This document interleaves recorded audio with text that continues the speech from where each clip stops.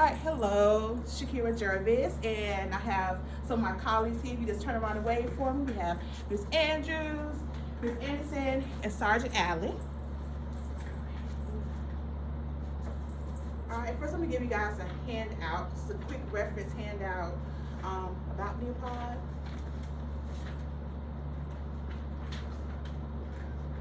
Thank you. Okay. Okay. First, I want you guys to just go ahead and I want you to go to clever.com and then go to Nearpod and log in for me. Let me know when y'all in. I'm in.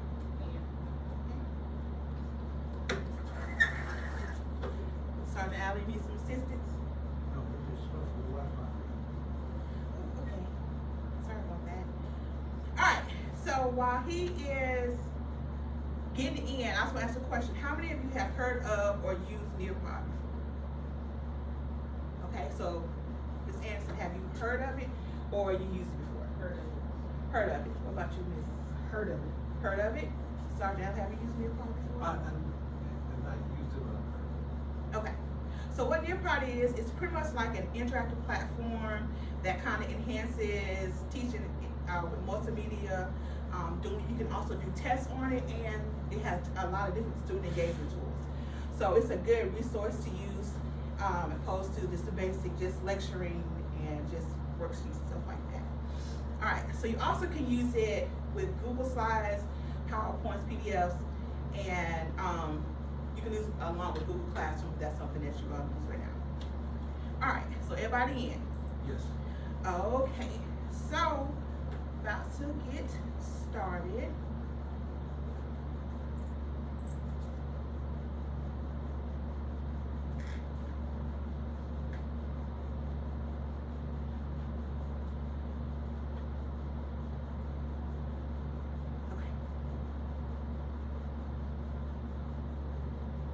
Alright, so you guys are already signed up, and you know you have a free account. The school system pays for it, so we should be good. But there's nothing you have to pay for it. So first thing we're going to do is we're going to look at creating a lesson. So if you guys want to follow along on the screen and look up there, I want you to let's go back. Alright, first I want you to put you to the search bar. So they also, you can create your own Nearpod, but they also have a whole bunch of topics. So think of a topic that's something that you might use in your classroom. We can see if they have a Nearpod that's already made. Something y'all touch on. Basic employability skills. Okay. So you can go to the search bar and type in, if I can spell, employability skills. Okay, so what Nearpod does, it already has some that's already done. You can always preview it, look at it, and see if it's something that you would like to use for your students. And it's tons of them and tons of topics that you can already find some that are pre-made. What's another one that you may use? Financial literacy. Financial literacy. Okay. So putting in financial literacy, you see up here, it shows you all of them. It tells you we have lessons, how many activities you may have, different videos, and if you have any lessons that's already saved on those topics, it'll be over here as well, because besides you looking for ones that's already done, you can make your own. Okay, so if you say financial literacy, we have financial pitfalls, financial aid packages, just tons of different topics. So you can see right here, right now they have 167 that's on there. So that's something you can do to just search for those. Let's see. So those are ones that's already done. And at the end, we're going to go through one that's already done, so you can kind of see it from the teacher perspective and from the student perspective, so that you can know what they see and what you're going to see. All right, so next thing we're going to look at is, well, actually, we're going to go ahead and do that now. So let's say we're going to do financial literacy, credit versus debit cards. Okay, so we're going to look at credit versus debit.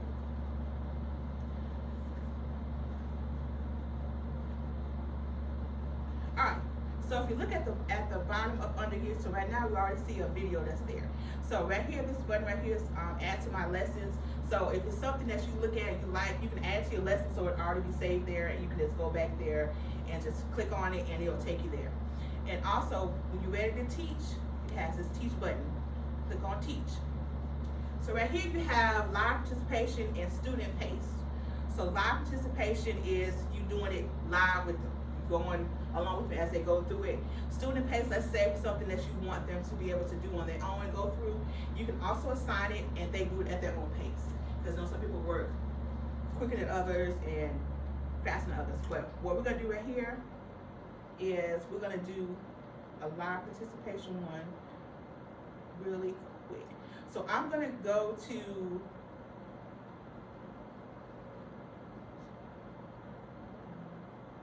a little crazy. Just say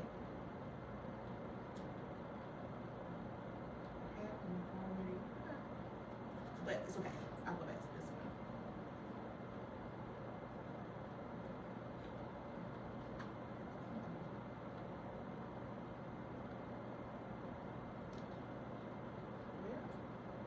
Now my computer's acting crazy.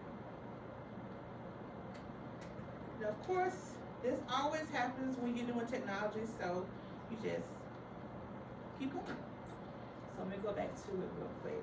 All right, so here is like my lessons. So I'm gonna just go ahead and click on this right here, and we're gonna go through it live real quick. It's just we're not going all the way through the whole thing, but I'm just gonna go through it with you all. All right, so I'm clicking on teach. All right, so we're gonna do live participation. So I go ahead and click that. All right, so now you got it to put in a code and put this code right here in. Oh, hold on, it didn't kick me out.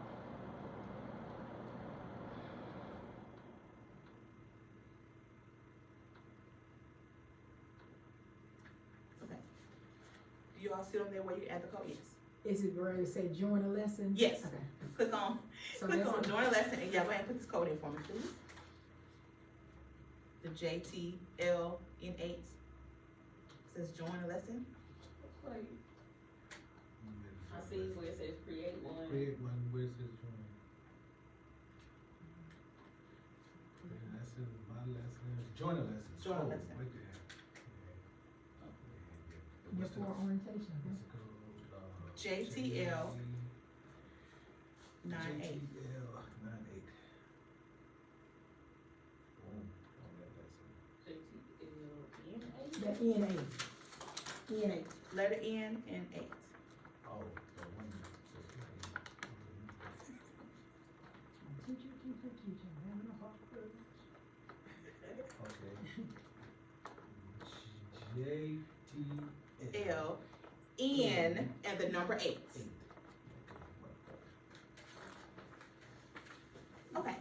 So here's a sample one. So with ones that's already pre-done, they already have the objectives already done. If you are doing a lesson yourself, you can go in there and type these in there, and I'm gonna show you that in just a few minutes. But we're gonna go through a few little slides. So it says, welcome to Nearpod. So what you see on your screen is also what I have on here, and it's led by me. So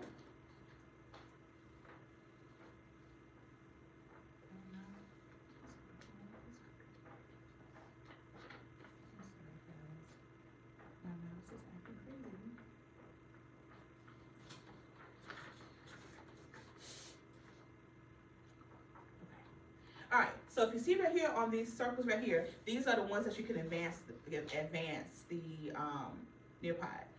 So if one thing you always go through, you can tell what the objectives are in this lesson. You should be able to learn Nearpod independently and collaborate with your classmates, understand what to do when your teacher asks you to complete a collaborative board, draw it, open-end question, or a poll.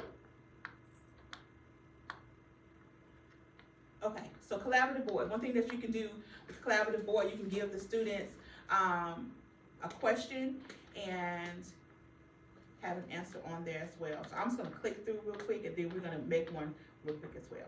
All right, so right here, this is like saying, what are some learning or studying strategies to use to help you remember what you learned? Your answer can include a text, a picture, a video, a voice recording, or a GIF. So they can respond any kind of way. They can type something, they can send a picture, a video. So we can just answer this question right here. What are some learning or studying strategies you use to help you remember what you learned? So wherever you see where it says share your thoughts, go ahead and type me something in there for me. What's a learning or study strategy you use to help you remember once you've been taught something? What's something that helps you?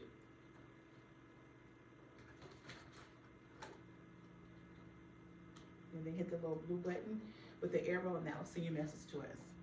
And whatever you type, everybody's gonna be able to see. So make sure it's something that you want to share.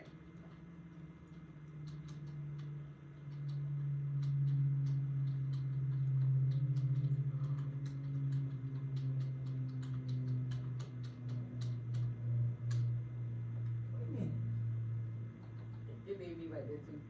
What did it do? I went on through. When I moved, it went away? Yeah. Okay. So Sergeant Allen said, quietness, shawty. Okay. Let's see what everybody I was just went on there. Now how you get, oh, he just, Let's see. For some reason, my screen is like, let's see what yours say. Study with flashcards. Someone put, I put a little GIF up there. and you put a GIF. Okay. So this is something that they can see. Right now, my screen is zooming in real big, so you can't see it. But up under here, that's where it'll like post it. So that's the one way that you can like have an interactive. You ask them questions and see what they're learning in like real time. So so you didn't get anything from me? Oh, it's under there. see what's happening is my computer is having its own little shindig, and yeah, it's zooming in. So what does yours say? These acronyms help me remember things that I want to learn, you know. Okay, I'm gonna pause for 1 second because my screen has froze. Excuse me, guys. One moment. Okay, so you know how we all have those good old technical difficulties? That's exactly what I just had, and you know we have them all the time. But we're just gonna keep going. A good thing about Nearpod too, you can also like save your stuff and print it out. Did yours go away? Or just put log in. Mm-hmm. Did it shut you out? Yeah. Okay. Put log in with Clever to see if it was. Oh. With which one? Clever. Okay. So I'm just gonna show it up here while you try to get back in. So another option you have on there is to draw it. So you can JTL N8.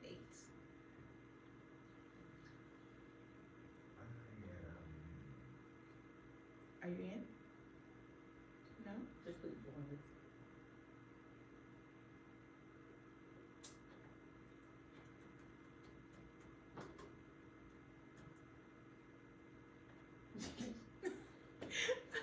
Okay, so another option that we have, you can draw or add pictures to show your perfect learning environment, and we're gonna practice that right now, just real quick.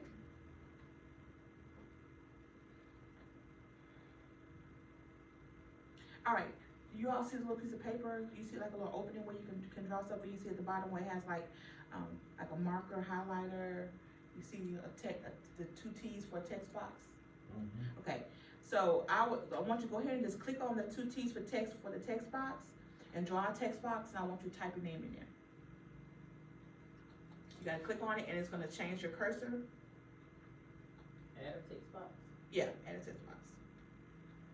So Okay, right here, so right now I'm clicking on the button okay. which says add text, and it changes to the plus sign. You just drag it and let it go, and just type your first name in there. It doesn't matter how big it is?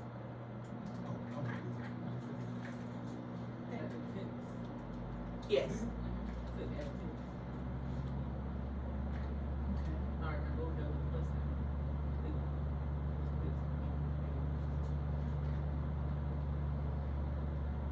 Okay, and also one thing I want to show you too, up here, this is seeing what the student sees, if you click on this one, and this is see what the teacher sees. So right now, as a student, you should only be able to see your text box. What I can see now, and that's I forgot to click on, is I can see what you guys are writing right now. Yes. Oh.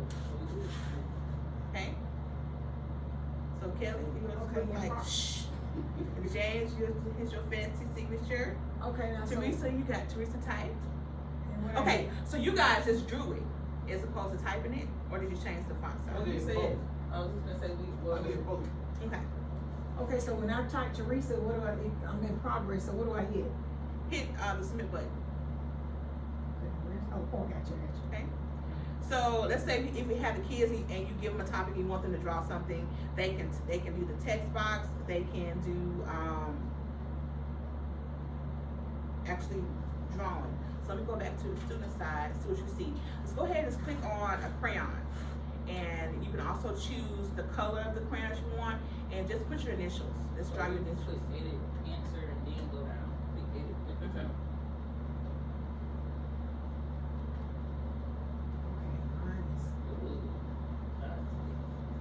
So you can draw, and let's say if it's an arrow, you can hit that eraser right here and just erase what you wrote.